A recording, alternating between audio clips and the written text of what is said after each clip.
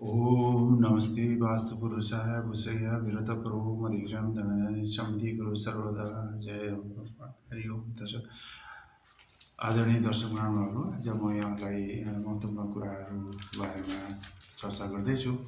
हामीले जीवन कर्म गर्ने क्रममा हाम्रो वैदिक सनातनको ज्योतिष शास्त्रभित्र केही कुराले पहिचानलाई अगाडि बढाएको छ, बाटो पछाएको छ।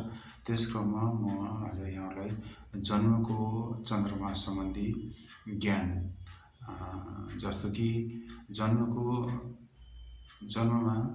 चन्द्रमाको सबै कार्यहरू शुभ मानिन्छ। यदि उसको जन्म चन्द्रमाको उसमा परेको छ भने, पक्षमा परेको छ भने सबै कार्य शुभ मानिन्छ। तर यात्रा गर्दाखेरि अथवा परदेश गमन गर्दाखेरि अथवा युद्ध, विवाह, प्रवेश र क्षौर कर्म, यी 5 कर्महरूलाई भने फेरि सर्वथा वर्जित गरेको छ ज्योतिष शास्त्रमा। यसो भएको हुनाले हामीले यी कुराहरूलाई ध्यान दिएर आफ्नो कर्महरूलाई हामीले अगाडि बढायौँ भने हामीले गरेका कार्यहरू पक्कै पनि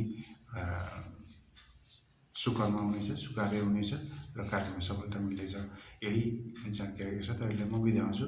हस्, नमस्कार, धन्यवाद।